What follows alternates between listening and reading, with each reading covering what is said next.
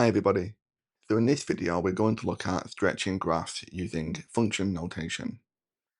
So we have this parabola, and if we call this parabola y equals f of x, then we can transform this curve using this notation where y equals a f of x.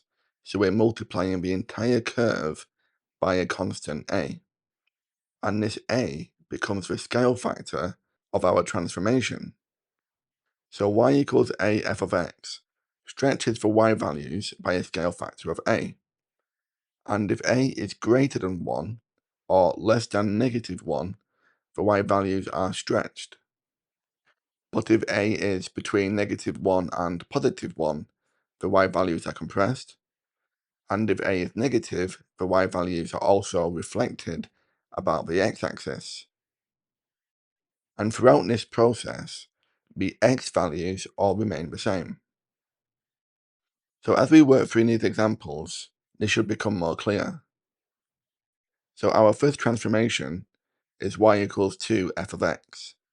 And we can see that in this 2, our a value is greater than 1. So this will be a vertical stretch. What this means is, if we look at this point of 2 and 4, we're going to stretch this y value of 4 by a scale factor of the 2. And the x value remains the same. So this point becomes transformed or stretched to this point, which is 2 and 8. Can you see we have left the 2 the same, but we've doubled the 4 to the 8 because of this scale factor of 2. And we're actually performing this stretch from every single point on this curve. And a quick way of doing this is by transforming the maximums and the minimums and any roots. So we can also transform this point and this point. We know here we've got the origin, so we double the y value and we still get 0, and the x value remains the same. At this point, we leave the x value of 4 and we double the 0, so we get 0. So our stretched function looks like this. And we can label this as y equals 2 f of x. Okay? For part B, we've got y equals 1/2 of f of x. So again, we're applying this to all the y values because we're looking at the entire function of x. So now we're going to half this y value, and this becomes 2, keeping the x value the same, and 2. These points are also transformed, but when you halve the 0, we get 0. So y equals 1/2 f of x will look like this. And we'll label this as y equals 1/2 f of x. It is also referred to as a compression or a squash, but in an exam we need to refer to it as a vertical stretch of a scale factor 1/2. Okay? And then for question C, y equals negative f of x. Well, this is where we reflect about the x-axis. So if y is currently at 4, this 4 becomes -4. This 0 becomes -0, so 0, and the same here. And we'll label this as y equals negative f of x.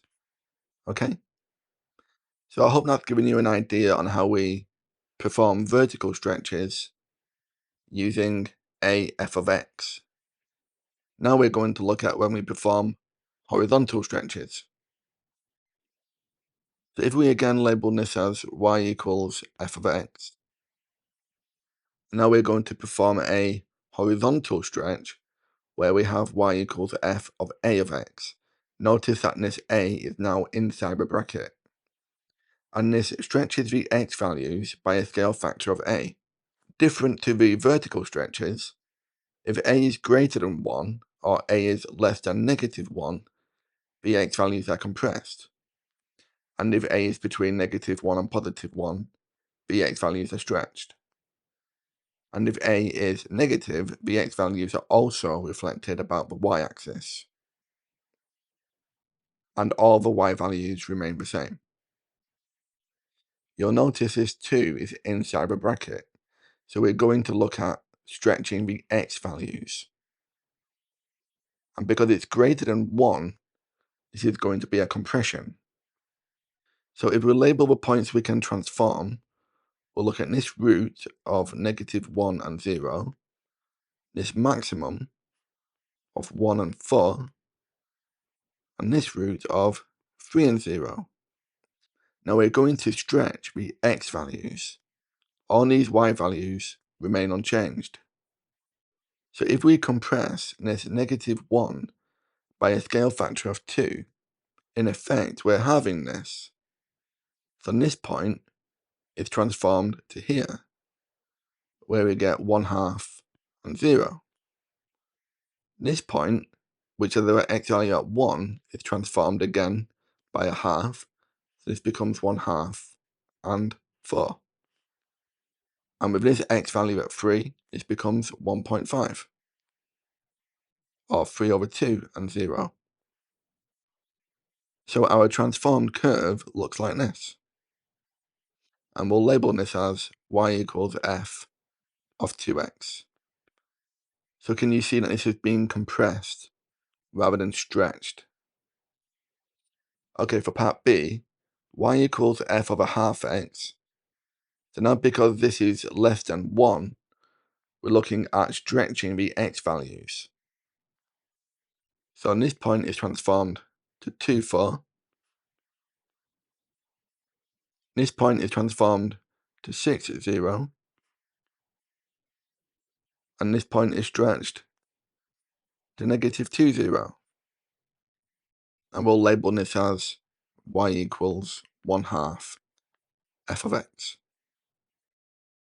Okay, so finally for part C, y equals f of -x.